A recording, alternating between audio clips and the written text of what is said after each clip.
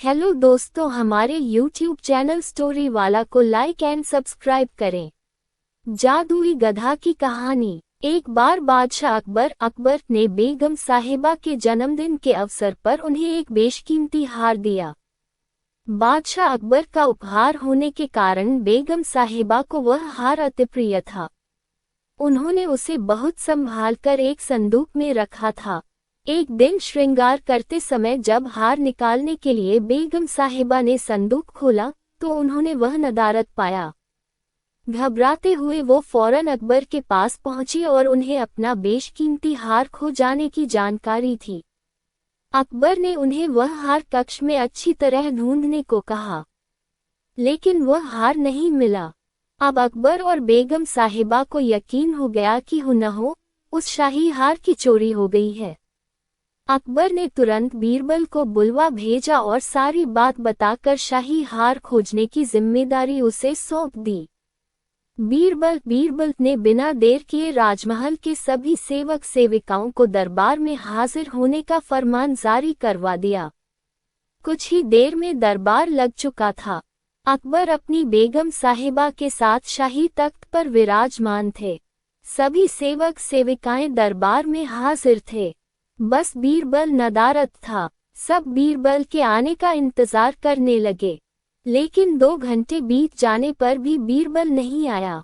बीरबल की इस हरकत पर अकबर आग बबूला होने लगे। दरबार में बैठने का कोई औचित्य न देख वे बेगम साहिबा के साथ उठकर वहां से जाने लगे। ठीक उसी वक्त बीरबल ने दरबार में प्रवेश किया। उसके साथ एक गधा भी था। विलंब के लिए अकबर से माफी मांगते हुए वह बोला, जहां पनाह, माफ कीजिएगा, इस गधे को खोजने में मुझे समय लग गया। सबकी समझ के परे था कि बीरबल अपने साथ वो गधा दरबार में लेकर क्यों आया है।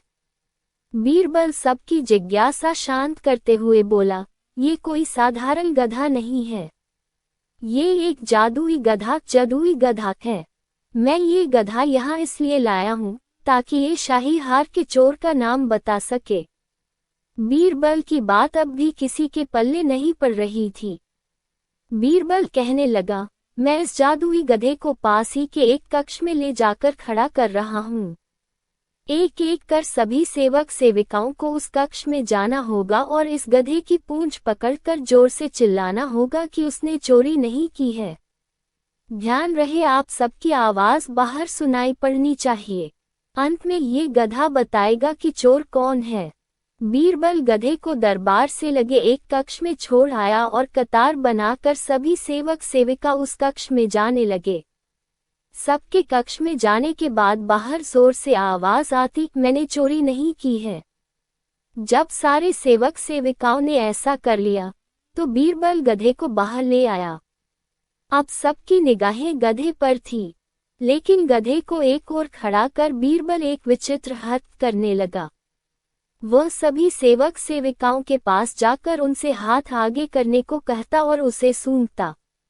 बादशाह अकबर और बेगम सहित सभी हैरान थे कि आखिर बीरबल ये कर क्या रहा है।